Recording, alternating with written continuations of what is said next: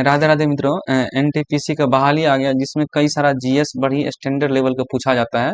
बाकी बिहार एसएससी है आपका एग्जाम, तो उसमें भी बिहार के बच्चे के लिए तो उसमें क्वेश्चन बढ़िया सा क्वेश्चन पूछा रहता है। आपके लिए ही हम यूट्यूब पर डेली बेसिस पर हमारा क्विज चलता है और डेली बेसिस पर ये इस टाइप का हम क्वेश्चन डालते हैं जो कि आप लोग का तैयारी बेस्ट बने। जैसे ये क्वेश्चन है मित्रों, toilet man of the India किसे कहा जाता है।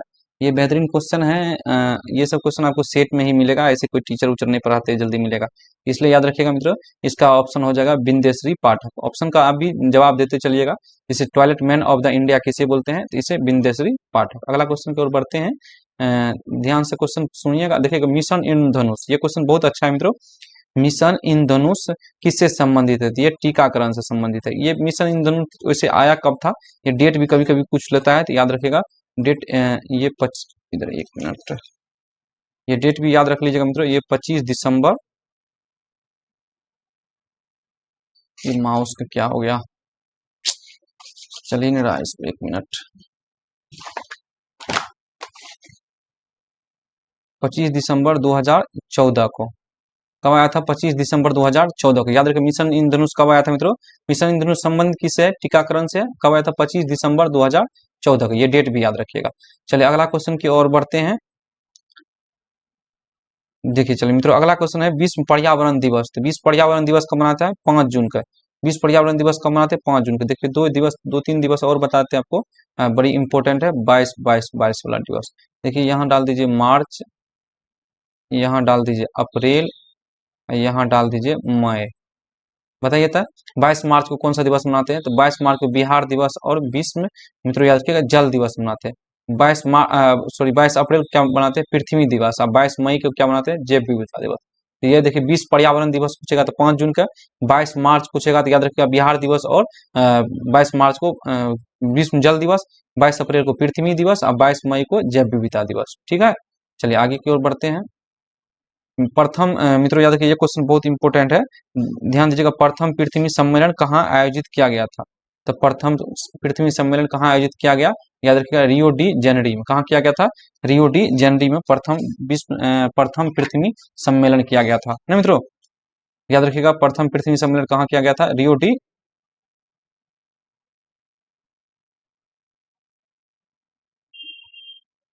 प्रथम पृथ्वी सम्मेलन कहाँ किया गया था, रियो डी जेनेरी में। तो यही एक बात बताए थे, पृथ्वी दिवस कब मनाते हैं, तो 22 अप्रैल को। याद रखिएगा, यहाँ से क्वेश्चन आपसे पूछ ले कि पृथ्वी दिवस कब मनाते हैं, तो 22 अप्रैल को। ये भी बेहतरीन क्वेश्चन है, 22 अप्रैल को। ठीक ना, 22 अप्रैल को हम क्या मनाते हैं, पृथ्वी दिवस मनाते हैं। चलिए आगे क्वेश्चन की ओर बढ़ते हैं। अच्छा एक बात बताइएगा मित्रों, रियो डी जेनेरी में क्या बनाया गया था, विश्व पर्यावरण दिवस में कहाँ, नहीं सॉरी, पृथ्वी सम्मेलन कहाँ बनाया गया था मित्रों, रियो डी जेनेरी में। याद रखिएगा ये क्वेश्चन पूछ लेता है। उसके बाद एक क्वेश्चन और आगे बढ़ते हैं, मस्तिष्क का सबसे अग्रभाग क्या होता है। बड़ी अच्छा क्वेश्चन है, मस्तिष्क का सबसे अग्रभाग क्या होता है। जल्दी जल्दी आप लोग देखिए, आप लोग भी पहले आंसर दिया कीजिए, थोड़ा देर हम वेट कर लेते हैं, इसलिए आप लोग भी बोलते चलिएगा। जैसे मस्तिष्क का अग्रभाग क्या होता है, तो सेरिब्रम होता है। यही मित्रों याद रखिएगा, याद बरकरार रखा जाता है। ठीक ना, प्यार मोहब्बत के लिए तो हाइपोथैलेमस है, मगर याददाश्त के लिए कौन है, सेरिब्रम है। ये आपको याद रखना है। ठीक ना, चलिए आगे की ओर बढ़ते हैं। ध्यान से ये सब क्वेश्चन का आप लोग जवाब देते चलिएगा। मंत्री परिषद का आकार कितना होता है मित्रों, लोकसभा का। याद रखिए यहाँ लिखा था 15%, ये कट गया है, थोड़ा हल्का इसका जूम कम कर देते हैं, आप दिखने लगा होगा। पता कहता है ये लिखा है लोकसभा का 15%, संसद का 12%, या राज्यसभा का 15%, या संसद का 15%। हो सकता है कि थोड़ा कम आपको दिखता होगा ये क्वेश्चन। तो आप लोग बताना है मित्रों, जो मंत्री परिषद का आकार कितना होता है, लोकसभा कितना परसेंट होता है, या राज्यसभा का या संसद का होता है। तो ध्यान दीजिएगा ये क्वेश्चन बड़ी इंपॉर्टेंट है। लोकसभा का 15% होता है, ये बिहार पुलिस में भी क्वेश्चन पूछा था। लोकसभा कितना होता है मित्रों, मंत्री परिषद का आकार लोकसभा का कितना होता है, 15% होता है। अच्छा, क्यम्मा संविधान संशोधन द्वारा हुआ, ये क्वेश्चन पूछेगा आपसे, क्यम्मा संविधान संशोधन द्वारा हुआ। याद रखिएगा ये 91वां संविधान संशोधन 2003 द्वारा हुआ है। ठीक ना, ये लिखने में थोड़ा हमको नहीं बनता है, इसमें लिखना थोड़ा बड़ी टफ है जी। 91वां संविधान संशोधन 2003 द्वारा हुआ है, 91वां संविधान संशोधन 2003 द्वारा हो गया। ठीक ना मित्रों, याद रखिएगा आपसे क्वेश्चन पूछेगा कि मंत्री परिषद का आकार क्या, लोकसभा का 15% होना चाहिए, मंत्री परिषद का आकार क्या होना चाहिए, लोकसभा के 15%, और क्यम्मा संविधान संशोधन द्वारा हुआ है, तो ये क्वेश्चन पूछेगा आपसे। तो याद रखिएगा 91वां संविधान संशोधन 2003 द्वारा, 91वां संविधान संशोधन 3 द्वारा, बार बार रिपीट कर देते हैं कि आपको याद हो जाए, ठीक ना, ये याद रखिएगा, कोई दिक्कत नहीं ना, ये क्वेश्चन आपसे पूछ लेगा। चलिए अगला क्वेश्चन को और बढ़ते हैं मित्रों। बिहार में सबसे ऑक्सोबो, ऑक्सोबो ये देखिए बड़ी नया इंग्लिश वर्ड है जी, ऑक्सोबो। आप लोग बताना है बिहार का ऑक्सोबो झील किसे कहते हैं। बिहार का ऑक्सोबो का मतलब क्या होता है मित्रों, याद रखिए, लिख देते हैं यहाँ पे, ऑक्सोबो का मतलब क्या होता है। ऑक्सोबो का मतलब होता है गोखुर झील। ऑक्सोबो का मतलब क्या होता है, गोखुर झील। आप बताइए, ऑक्सोबो का मतलब होता है गोखुर झील। तो बिहार के बड़ी गोखुर झील कौन है, तो कांवर ताल झील है। ये कहाँ है मित्रों, बेगूसराय में। ये पहला ही याद रखिएगा, ये बेगूसराय में। कहाँ, ये मीठे पानी की झील है। कहाँ है ऑक्सोबो झील मित्रों, ये कांवर झील, ये बेगूसराय में। ये भी याद रखिएगा, ये क्वेश्चन बहुत इंपॉर्टेंट था, अवश्य याद रखिएगा। ये रामसर साइट में है मित्रों, बिहार का पहला रामसर साइट यही है। अभी तो नागर नकटी को जमुई वाला जो है इसको डाल दिया, मगर बिहार का पहला रामसर साइट ये कांवर झील ही है, इसको भी याद रखना है। चलिए अगला क्वेश्चन की ओर बढ़ते हैं। लेक्टोमीटर किस सिद्धांत पर काम करता है। याद रखिए मित्रों, पानी से जितना भी रिलेटेड होता है ये आर्किमिडीज के सिद्धांत पर काम करता है। किस सिद्धांत पर काम करता है, आर्किमिडीज के सिद्धांत पर काम करता है। तो सर लेक्टोमीटर से क्या नापते हैं हम लोग, दूध के बारे में, लेक्टोमीटर से, ठीक है ना। चलिए आगे बढ़ते हैं। चलिए एक क्वेश्चन था मित्रों, निम्नलिखित में से किस राज्य से होकर कर्क रेखा गुजरती है। बड़ी अच्छा क्वेश्चन है जी, कर्क रेखा किस किस राज्य से गुजरती है। लिखा कि निम्नलिखित में किस राज्य से कर्क रेखा गुजरती है, आपको बताना है इसमें से किस राज्य से कर्क रेखा गुजरती है। तो ये मध्य प्रदेश से गुजरती है। अच्छा, इसका कई सारा ट्रिक है, जिसमें मीट पर गमछा जाड़ या गर्म छाछ पी तृप्ति मिलेगी। बाकी आप हमको मैप से याद कर लीजिएगा, जैसे हम लिखा देते हैं आपको। जैसे शुरू में क्या है, गुजरात है, उसके बाद क्या है, मध्य प्रदेश है, उसके बाद क्या है, छत्तीसगढ़ है, उसके बाद क्या है, झारखंड है, उसके बाद क्या है, पश्चिम बंगाल है, पी लिख देते हैं पश्चिम बंगाल। उसके बाद क्या है, त्रिपुरा है, उसके बाद क्या है, मिजोरम है, ठीक ना। ये 8 राज्य देख गिन लीजिए, 1 2 3 4 5 6 7 हुआ जी, 8 राज्य था। इधर क्या बोले, इधर छोड़े क्या, देखिए गुजरात, गुजरात है, गुजरात का जी लिखते, गुजरात है, मध्य प्रदेश है, छत्तीसगढ़ है, उसके बाद झारखंड है, पश्चिम बंगाल है, त्रिपुरा है, मिजोरम, त्रिपुरा है, मिजोरम है, ठीक ना जी। चलिए तो एक एक कोई और राज होता है, एक कोई और राज होता है कर्क रेखा में, देखिएगा तो कौन और एक और राज होगा, जिसमें गुजरात, राजस्थान, मध्य प्रदेश, गुजरात राजस्थान छोड़ दीजिए, ठीक है ना, गुजरात राजस्थान, यहाँ यह हुआ होगा, गुजरात राजस्थान मध्य प्रदेश छत्तीसगढ़ छत्तीसगढ़ के बाद झारखंड, पश्चिम बंगाल, त्रिपुरा और मिजोरम। यहाँ राजस्थान होगा, गुजरात राजस्थान मध्य प्रदेश छत्तीसगढ़ झारखंड, उसके बाद पश्चिम बंगाल, त्रिपुरा, मिजोरम। मित्रों याद रखिएगा, अगर क्षेत्रफल में पूछेगा सबसे ज्यादा कहाँ पे है, मध्य प्रदेश में। क्षेत्रफल का सबसे ज्यादा कहाँ पे है, मध्य प्रदेश में। फिर से रिपीट कर देते हैं, देखिए क्या क्या लिखा रहते हैं, 8 राज्य है। इसका कई सारा ट्रिक है, जैसे गर्म छाछ पी तृप्ति मिलेगी, इसे भी आप याद रख सकते हैं। बाकी ऐसे भी याद रख सकते हैं, गुजरात है, उसके बाद राजस्थान है, उसके बाद मध्य प्रदेश है, उसके बाद छत्तीसगढ़ है, उसके बाद झारखंड है, उसके बाद झारखंड के बाद पश्चिम बंगाल है, बंगाल भी, उसके बाद त्रिपुरा है, उसके बाद मिजोरम है। ये सब राज्य है ना मित्रों, याद रखिएगा। बाकी आपको बता तो दिए ही, एमएम द्वारा लिखा गया। फिर बूढ़ी गंडक किसका सहायक नदी है, बड़ी अच्छा क्वेश्चन बताएगा। तो आप लोग बूढ़ी गंडक किसका सहायक नदी है, बताना मित्रों, बूढ़ी गंडक किसका सहायक नदी है। तो याद रखिए ये गंगा का है मित्रों, गंगा के दाईं ओर से मिलने वाली नदी हम आपको बताते हैं। दाईं ओर से मिलने नदी कौन है, घाघरा है, कौन है, घाघरा है, बूढ़ी गंडक है, बूढ़ी गंडक है, घाघरा, बूढ़ी गंडक है, उसके बाद बागमत, घाघरा है, घाघरा है, उसके बाद बूढ़ी गंडक है, उसके बाद गंडक भी है, गंडक, ये गंडक ही था ना, ये बूढ़ी गंडक था। उसके बाद गंडक भी है, गंडक है, बागमती, कमला, कोसी, महानंदा, ये सब कहाँ से गिरती है, दाईं ओर से गिरती है। चलिए इसमें लिखने में हमको थोड़ा बनता नहीं है, फिर से ध्यान दीजिएगा मित्रों। बूढ़ी दाईं ओर से जगह गंगा का नदी पूछेगा गिरती है, तो कौन कौन गिरती है, घाघरा गिरती है, चलो भाई घाघरा गिरती है, घाघरा गिरती है, उसके बाद गंडक गिरती है, उसके बाद बूढ़ी गंडक गिरती है, वो बागमती गिरती है, कमला, कोसी, महानंदा, उसकी ये कहाँ से गिरती है, दाईं ओर से। अगर बाईं ओर से पूछेगा तो कर्मनासा, सोन, पुनपुन, फल्गु, कोयल, ये सब क्या करता है, और क्यूल जिसको बोलते हैं, वही कोयल के क्यूल नदी। ये कहाँ से, दाईं ओर से, ये दाईं ओर से, ये बाईं ओर से। फिर से रिपीट करके सुन लीजिए बढ़िया से, ठीक ना। चलिए आगे और बढ़ते हैं, ये अच्छा क्वेश्चन था। नर्मदा नदी कहाँ से निकलती है, नर्मदा नदी कहाँ से निकलती है मित्रों, अमरकंटक की पहाड़ी से। अच्छा, नर्मदा नदी जहां से निकलती है ना, वहीं से सोन नदी भी निकलती है। नर्मदा नदी जहां से निकलती है वहां से कौन नदी निकलता है, सोन नदी भी। तो सोन नदी भी कहाँ से निकलेगा मित्रों, अमरकंटक का पहाड़ी में। याद रखिए मित्रों, नर्मदा और ताप्ती, नर्मदा और ताप्ती नदी ये कहाँ, पश्चिम की ओर बहती है, किधर बहती है, पश्चिम की ओर। मित्रों याद रखिएगा, नर्मदा और ताप्ती किधर और बहती है, पश्चिम की ओर। ये एस्चुरी का निर्माण करता है, किसका निर्माण करता है, एस्चुरी का निर्माण करता है, नहीं कि डेल्टा का। तो नर्मदा और ताप्ती भ्रंश घाटी होते हुए पश्चिम की ओर बहती है और एस्चुरी का निर्माण करता है। एक बताया आपको सोन नदी, तो सोन नदी भी कहाँ से निकलती है, अमरकंटक के पहाड़ी से। ये भी कहाँ से निकलती है, अमरकंटक के पहाड़ी से, ठीक है ना मित्रों। सोन नदी भी कहाँ से निकलती है, अमरकंटक के पहाड़ी से, याद रखिएगा। अच्छा, सोन नदी किस नदी के सहायक नदी है, तो गंगा के। कहाँ गंगा में मिलती है सोन नदी, गंगा के सहायक नदी है। कहाँ गंगा में मिलती है मित्रों, याद रखिएगा, ये गंगा में मिलती है आपको पटना के पास। किसका पास, पटना के पास। इतना बात आपको बता दिए, ठीक है ना। चलिए आगे बढ़ते हैं। बंगाल की दीवानी का अधिकार अंग्रेजों को कब मिला, अच्छा कौन संधि के द्वारा मिला था, अच्छा क्वेश्चन है, बताइएगा तो। ये क्वेश्चन बताइएगा मित्रों, आप लोग जल्दी से बताइए। एक देखिए, एक बार क्वेश्चन का आप लोग भी जवाब देते चलिएगा तो अच्छा रहेगा, और हमको भी, आपको भी याद होते चल जाएगा, जैसे क्वेश्चन देखते चलिएगा तो। नहीं तो होगा कि आपको भी क्वेश्चन मतलब देखने में थोड़ा दिक्कत होगा, याद रहेगा नहीं, हम बताते चलेंगे सब कुछ। तो एक क्वेश्चन का आप लोग जवाब दीजिएगा, जल्दी जल्दी जवाब दीजिएगा, एक बार देख लीजिएगा और जल्दी से जवाब दीजिएगा, ठीक ना। बंगाल के दीवानी अधिकार अंग्रेजों को कब मिला था, किस संधि के तहत मिला था, बताइएगा तो। इलाहाबाद के संधि तहत। किस संधि के तहत मिला था मित्रों, बंगाल के दीवानगी का किस संधि के तहत मिला था, इलाहाबाद के संधि के तहत। ये क्वेश्चन पूछता है, ये क्वेश्चन अवश्य याद रखिएगा, ठीक ना। चलिए, इलाहाबाद का संधि कब हुआ था, ये बताइए, कौन बताएंगे इलाहाबाद का संधि कौन कब हुआ था। तो मित्रों ये हुआ था 12 अगस्त को। कब हुआ था, 12 अगस्त को। बाकी 1665 सबको याद रहता है, नहीं सॉरी 16 नहीं, 1765। इलाहाबाद का संधि 1765 सबको याद होता है, मगर ये डेट नहीं याद रहता है, 12 अगस्त। तो इलाहाबाद का संधि कब हुआ था, 12 अगस्त 1765 को। 12 अगस्त 1765 को इलाहाबाद का संधि कब हुआ था, बोलते चलिएगा हमारे साथ। 12 अगस्त 1765 को, 12 अगस्त 1765 को, ठीक ना मित्रों।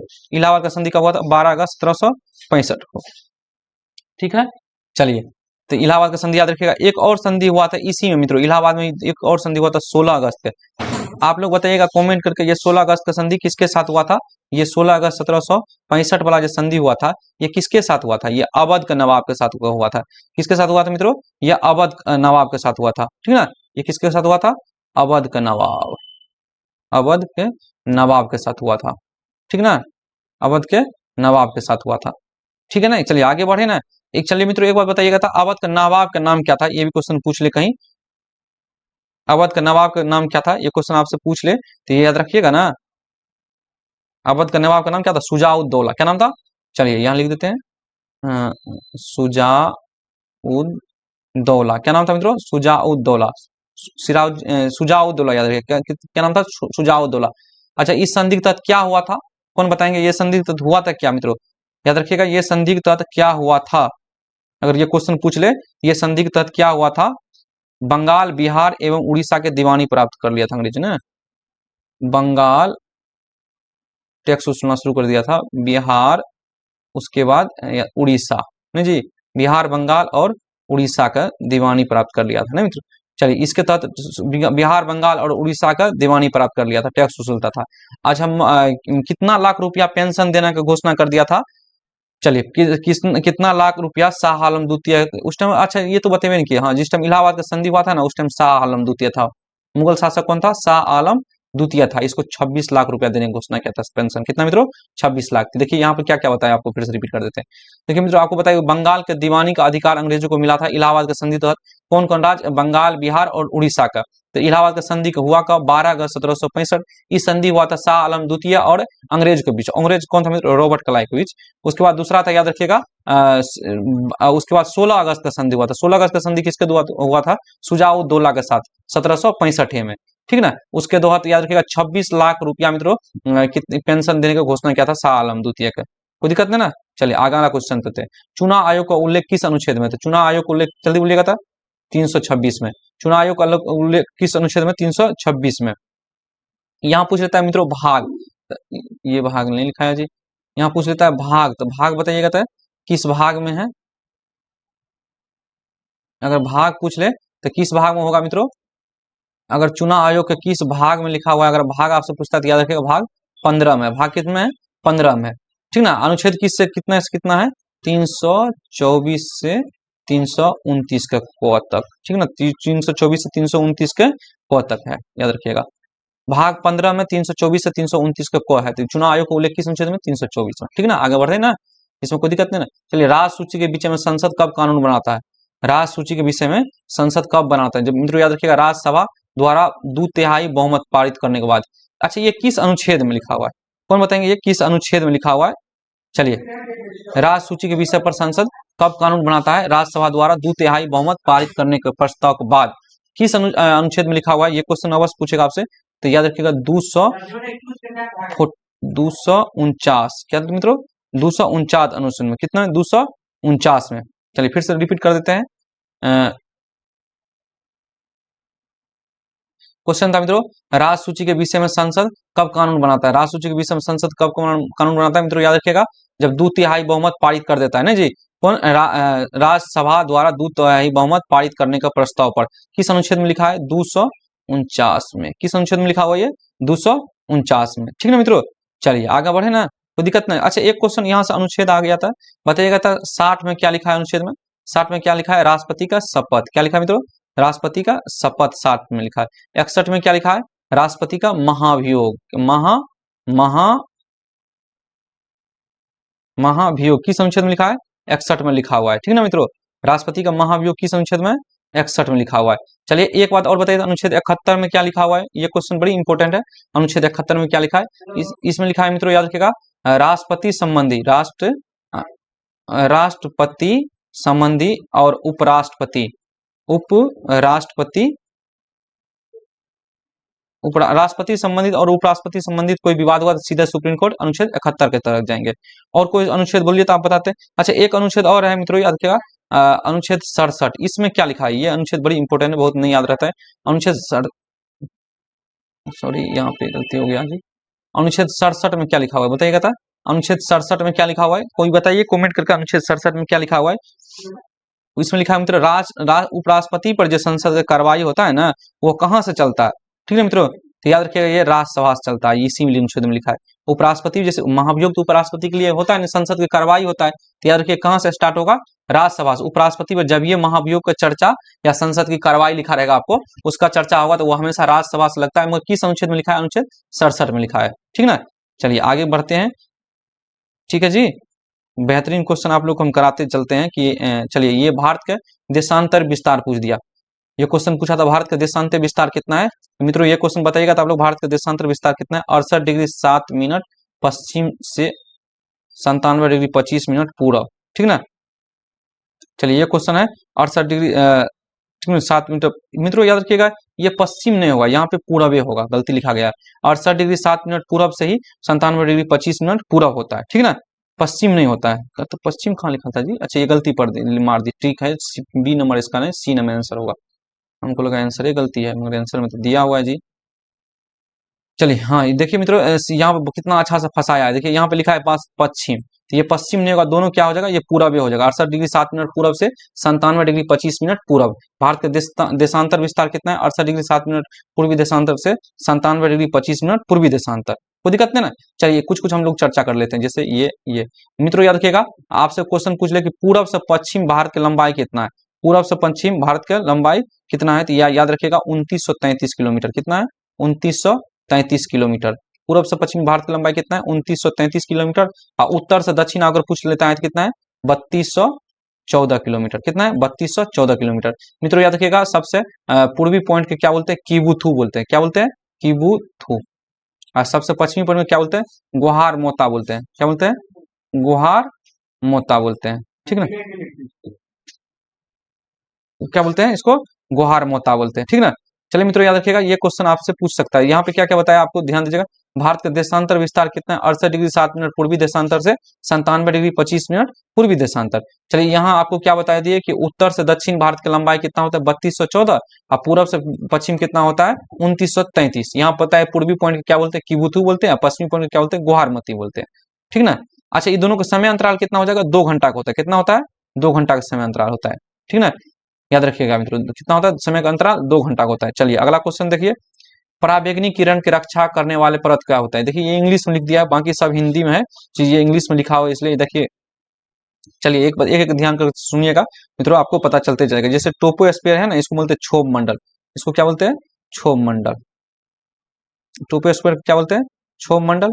चलिए टोपोस्फीयर क्या बोलते हैं? क्षोभ मंडल। इसको बोलते हैं स्ट्रेटोस्फीयर के बोलते हैं समताप मंडल, इसको क्या बोलते हैं मित्रों, समताप मंडल, इसको क्या बोलते हैं, समताप मंडल, ठीक है ना। और आयनोस्फीयर के बोलते हैं आयन मंडल, इसको क्या बोलते हैं, आयन मंडल, आयन मंडल। इसको क्या बोलते हैं, मेसोस्फीयर का मधुमंडल, मधुमंडल। आपसे पूछा परावैंगनिक किरणों की रक्षा करने वाली परत कौन है, ये समताप मंडल, आपको पता ही होगा, इसका आंसर क्या होगा, समताप मंडल। चलिए आगे, सीता माता की जयंती कब मनाई जाती है, बड़ी बिहार स्पेशल क्वेश्चन है जी, सीता माता की जयंती कब मनाई जाती है।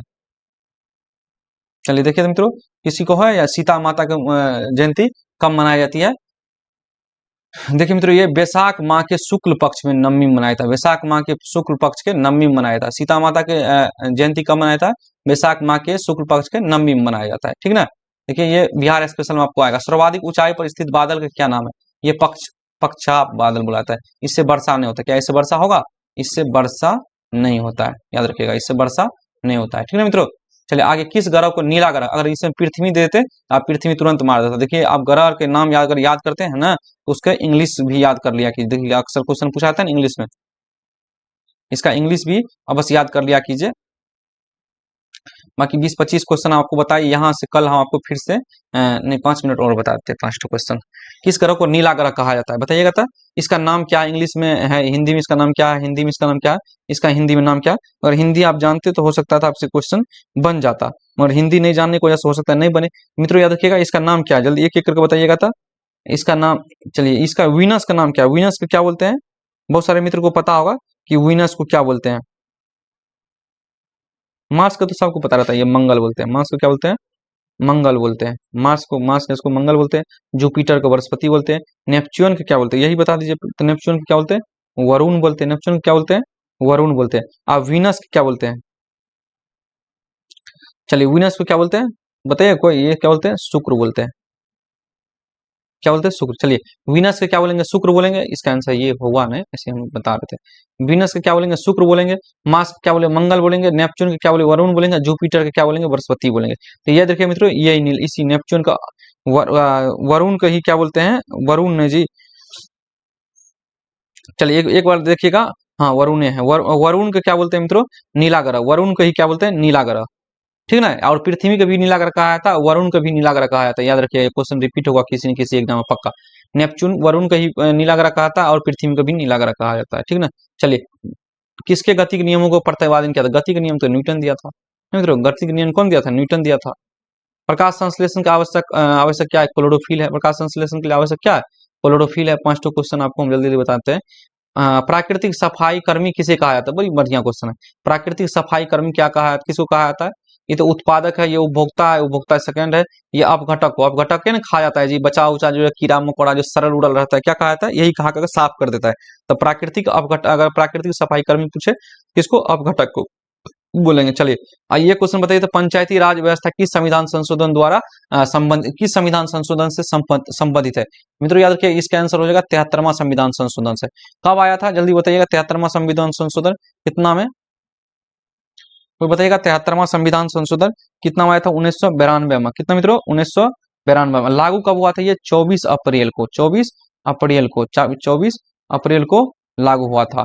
कब, 24 अप्रैल 1993 में। इसलिए 24 अप्रैल को क्या, कौन सा दिवस मनाते हैं, पंचायती राज दिवस। आपसे क्वेश्चन पूछ ले कि पंचायती राज दिवस कब मनाते हैं, पंचायती राज दिवस कब मनाते हैं, तो 24 अप्रैल को, ठीक है ना।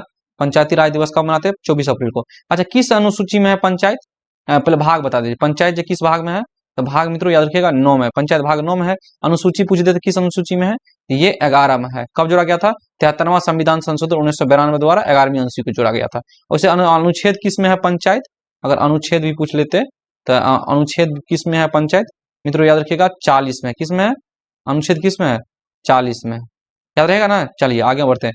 44वां संविधान संशोधन द्वारा इस यहाँ पे देखिए कितना बार विषय बोला, आपको क्वेश्चन बता दिए।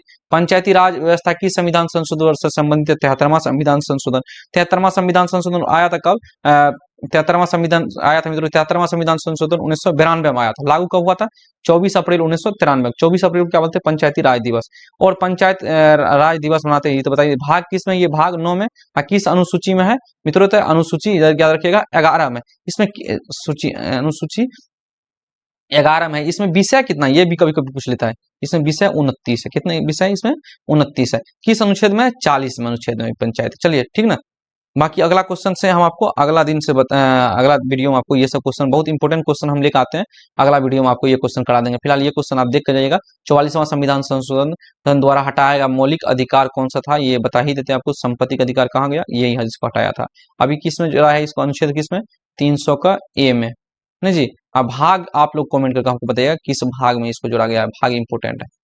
चलिए आज भर के लिए इतना ही। एक बार दिल से लिखिएगा मित्रों, राधे राधे। अगर हमारा वीडियो आपको अच्छा लगे तो राधे राधे अवश्य लिख कर दीजिएगा, और चैनल पर पहले आए तो चैनल को अवश्य सब्सक्राइब करें। जय हिंद, जय भारत, राधे राधे, हर हर महादेव से शंभू।